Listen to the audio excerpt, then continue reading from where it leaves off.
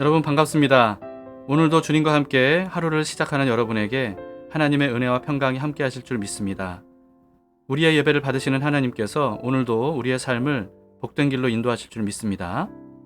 나보다 나를 더 잘 아시고 나보다 나를 더 사랑하시는 하나님이심을 우리가 믿는다면 내 뜻보다는 하나님의 뜻이 이루어지는 게 훨씬 좋다는 것을 아실 거예요. 이 시간에 우리를 위한 주님의 뜻을 이루어 주시도록 우리를 하나님께 드리는 마음을 담아서 찬송가 425장 주님의 뜻을 이루소서 함께 부르시겠습니다.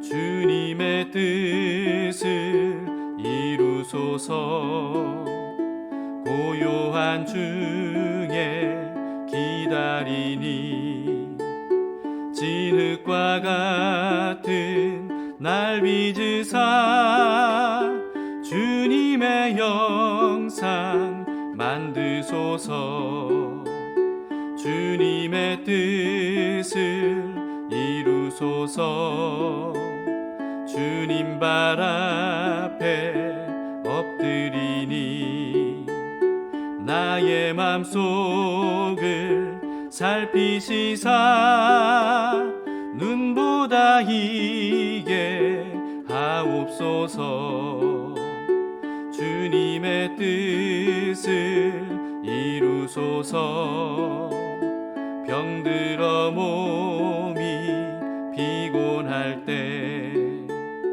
권능의 손을 내게 펴사 강건케 하여 주옵소서 주님의 뜻을 이루소서 온전히 나를 주장하사 주님과 함께 동행함을 만민이 알게 하옵소서.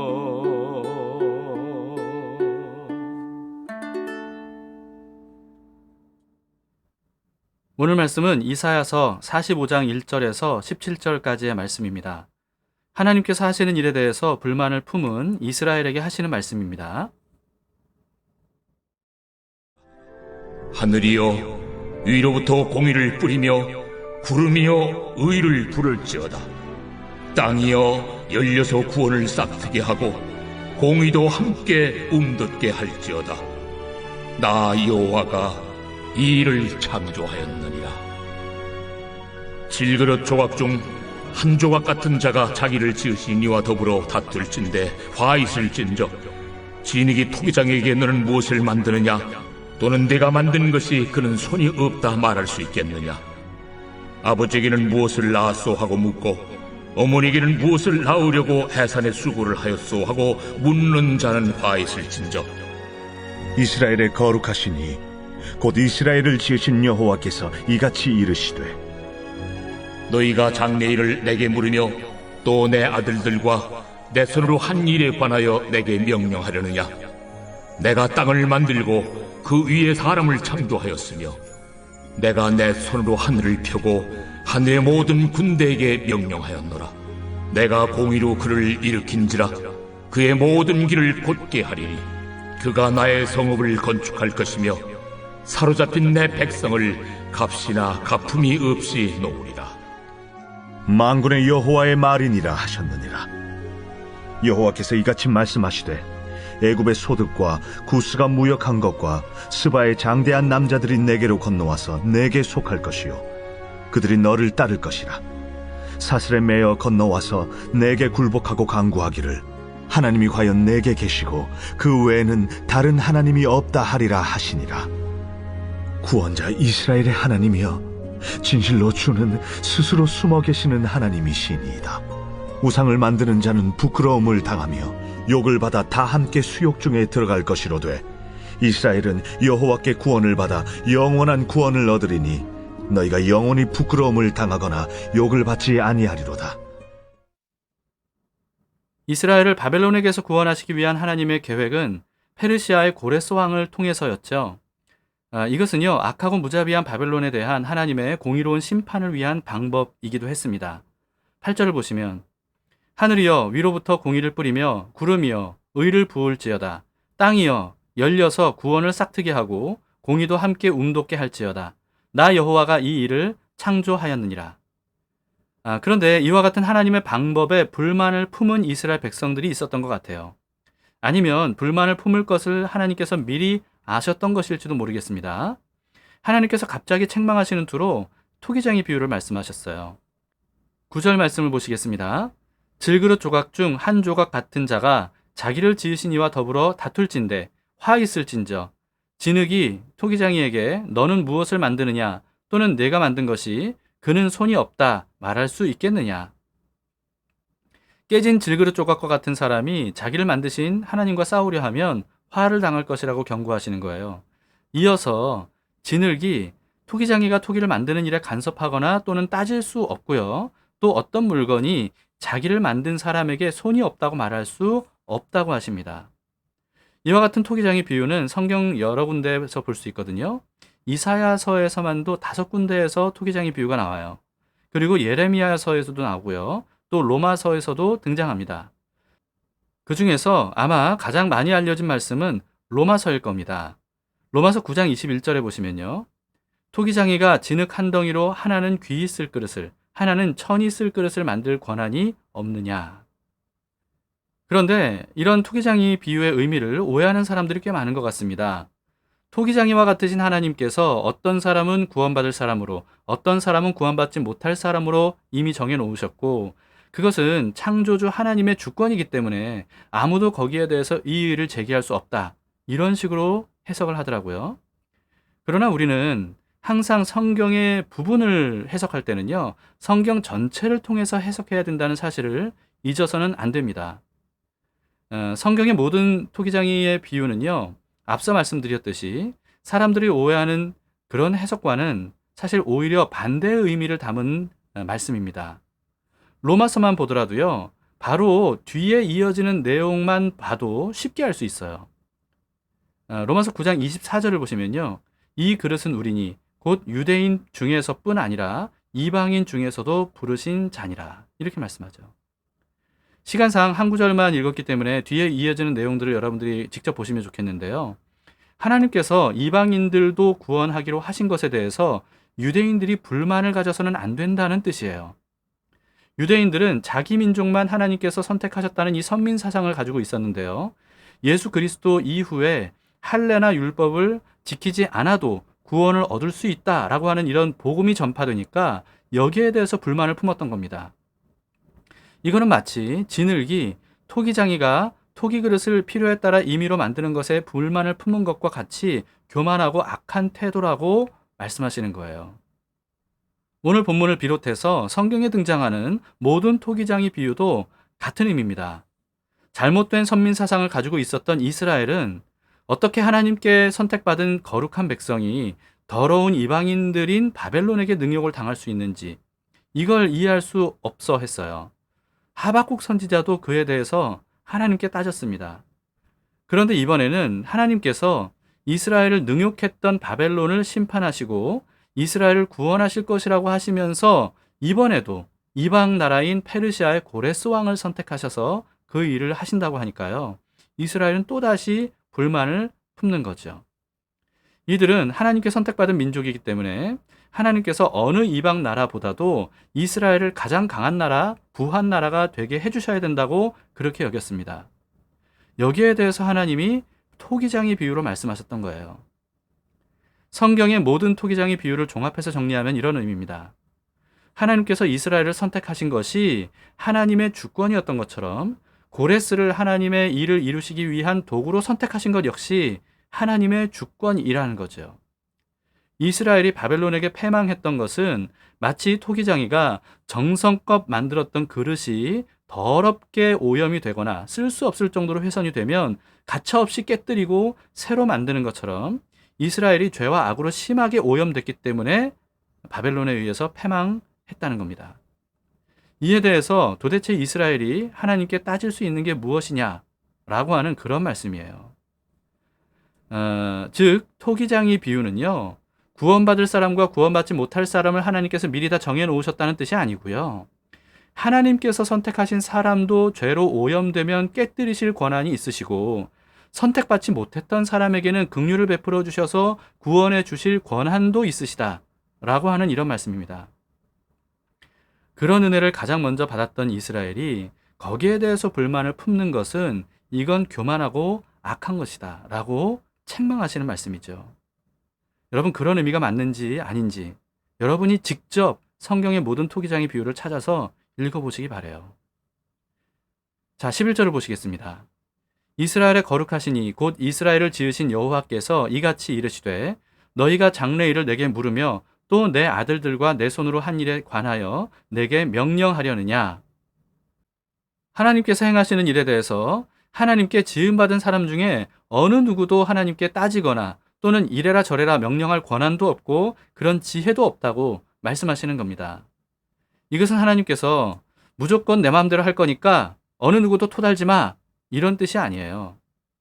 하나님께서 모세의 중보를 들으시고 뜻을 돌이키셨던 일, 여러분, 그런 일도 있었다는 것을 기억하시기 바랍니다.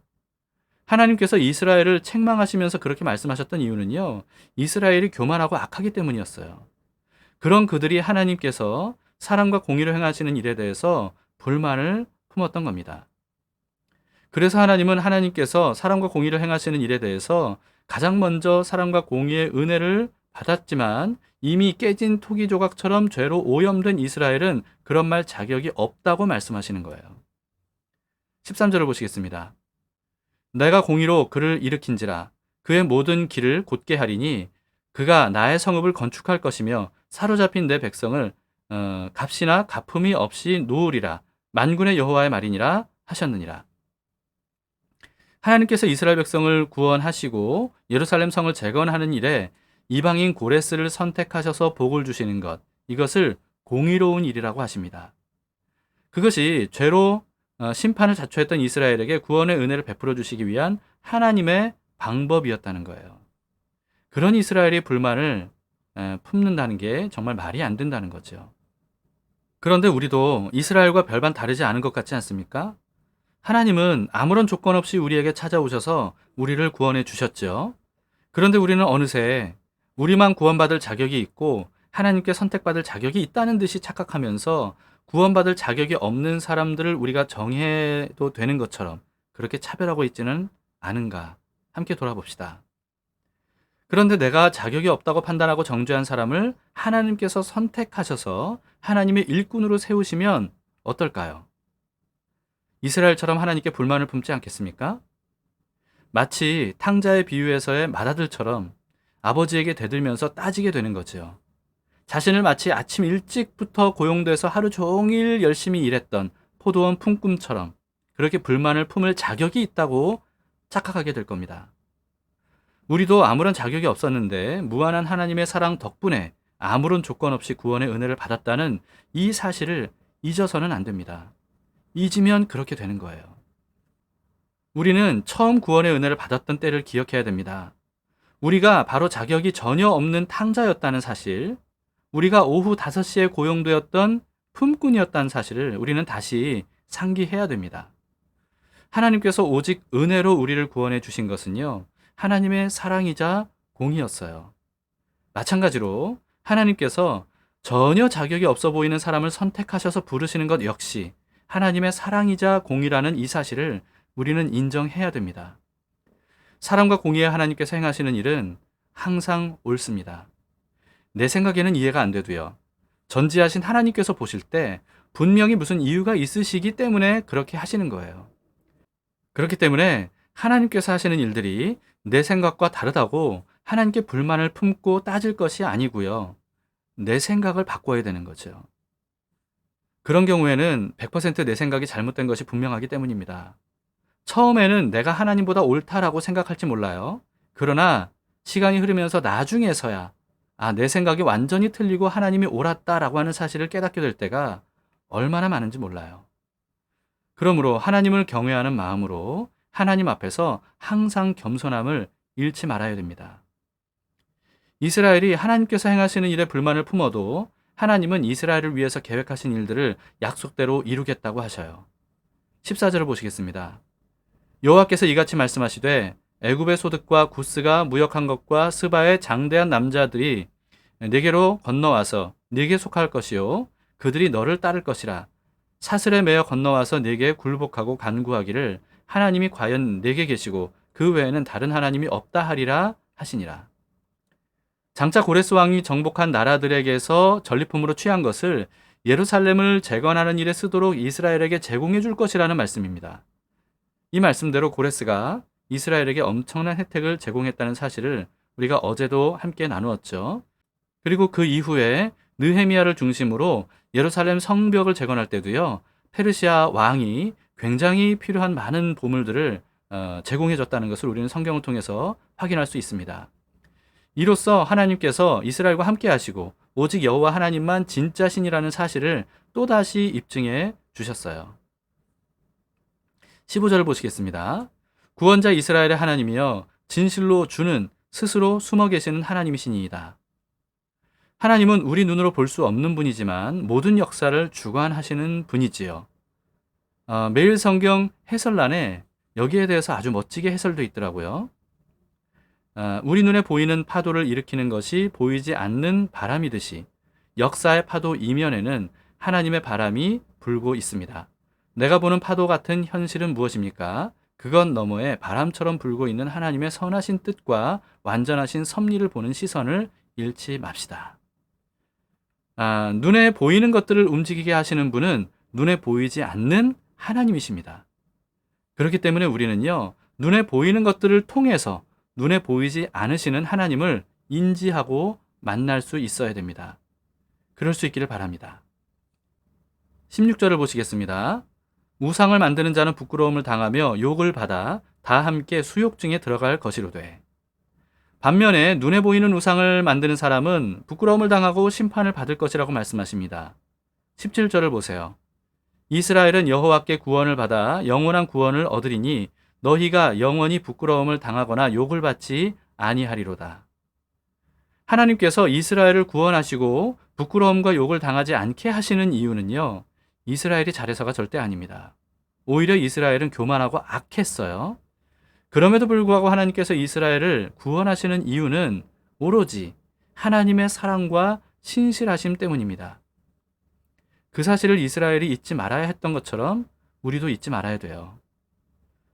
여러분, 오늘 말씀을 생각하면서 하나님의 주권과 더불어서 우리를 향하신 주님의 사랑과 공의를 감사하는 마음으로 함께 찬양합시다.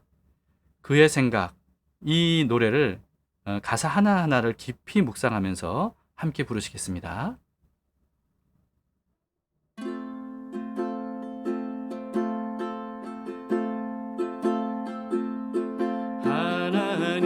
하나님은 너를 만드신 분, 너를 가장 많이 알고 계시며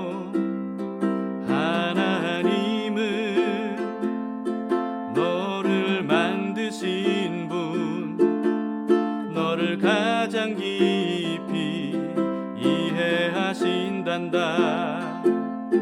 하나님은 너를 지키시는 분, 너를 절대 포기하지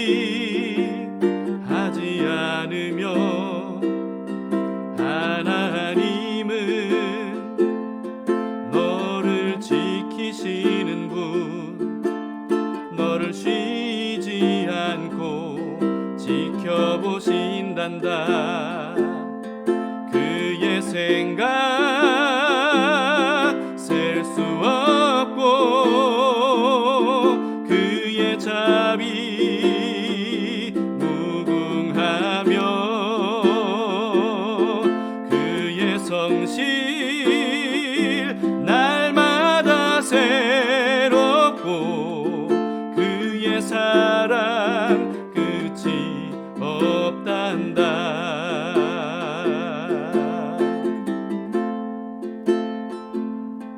하나님은 너를 원하시는 분, 이 세상 그 무엇 그 누구보다 하나님은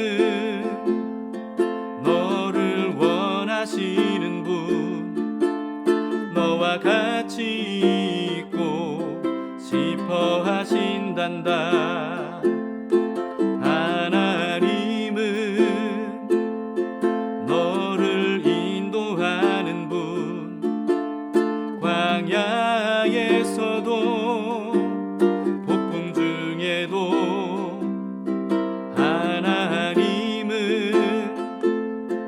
너를 인도하는 분, 푸른 초장으로 인도하신단다. 그의 생각 셀 수 없고 그의 자비 무궁하며 그의 성실 날마다 새롭고 그의 사랑 끝이 없단다.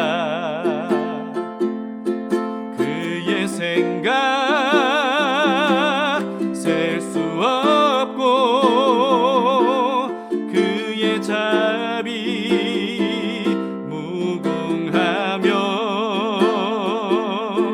그의 성실 날마다 새롭고 그의 사랑 끝이 없단다.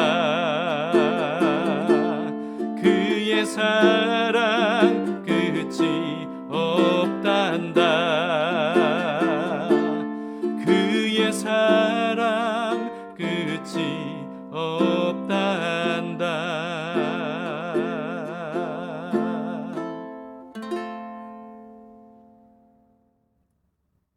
함께 기도하시겠습니다. 좋으신 하나님 아버지, 오늘 말씀을 통해서 다시금 주님의 선하신 그 뜻이 이루어지기를 소망합니다. 주님께서 주권을 가지고 계시기에 토기자기처럼 주님께서 원하시는 대로 하는 모든 것들이 선한 일임을 믿습니다. 그런데 우리도 그와 같은 하나님의 선하시고 사랑하시는 은혜로 구원을 얻었음에도 불구하고 우리가 생각할 때 자격이 없어 보이는 사람들을 우리가 정해놓고 하나님께서 그런 사람들에게 동일한 은혜를 베풀어 주시면 여기에 대해서 불만을 품고 용납하지 못하고 하나님에 대해서 불평 원망하는 그런 우리들의 모습이 있지 않은가, 말씀을 통해서 다시 한번 생각해 봅니다. 주님께서 하시는 일에는 이유가 있고, 그리고 그 이유는 선한 이유이고 모든 사람들에게 유익한 이유라는 것을 믿습니다. 주님, 어느 순간 우리가 탕자의 비유의 맏아들처럼, 또는 포도원 비유의 일찍부터 고용돼서 일한 포도원 품꾼처럼 그렇게 교만하고 또 불만을 품은 우리들이 되지 않도록 주님, 우리를 늘 깨워 주시옵소서. 주님 앞에 겸손해야 되건만 우리도 모르는 사이에 우리가 마치 자격이 있는 사람처럼 교만해질 때가 참 많이 있습니다. 이런 우리를 긍휼히 여겨주시고 오늘도 말씀을 통해서 깨우쳐 주셨으니 하나님, 우리가 계속하여 겸손을 잃지 않고 주님 앞에 서며 사람들 앞에 설 수 있도록 인도해 주시옵소서. 오늘 하루도 주님을 바라보며 주님의 뜻에 순종하며 살기를 원합니다. 그런 우리를 통해서 하나님의 선하신 뜻을 이루어 주시옵소서. 예수님 이름으로 기도합니다. 아멘. 네, 감사합니다. 두 가지 기도 제목으로 함께 기도합시다. 첫 번째는 하나님의 사랑과 공의로 구원의 은혜를 얻었음을 잊지 않게 해주시기를 기도합시다. 토기장이이신 주님께서 행하시는 모든 일들은 옳고 또 정당하다는 진리 앞에서 우리가 항상 겸손하겠습니다, 이렇게 아뢰도록 합시다. 항상 선하시고 우리를 사랑하시는 주님의 뜻을 이루어 주시고 그 일에 우리를 사용해 주시기를 더불어서 기도하도록 합시다.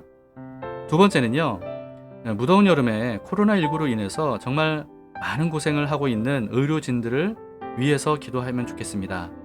주님께서 그들을 위로해 주시고 지치지 않는 건강과 힘을 더해 주시기를 위해서 기도해 주시고요. 또 방역 당국에게 위기를 극복할 수 있는 묘책을 주님께서 가르쳐 주시고 오랜 코로나19로 지친 국민들의 마음을 다시금 하나로 묶어 주셔서 속히 이 코로나19를 함께 힘을 합쳐서 물리칠 수 있도록 도와주시기를 여러분 함께 기도해 주시기를 바랍니다. 자, 무더운 여름 여러분 잘 지내고 계십니까? 날씨가 덥고 코로나 때문에 고생이 많아도요, 우리 하나님을 바라보면서 하나님의 선하신 뜻을 이루실 것을 소망하면서 오늘도 하루 행복하게 주님과 더불어 살아가도록 합시다.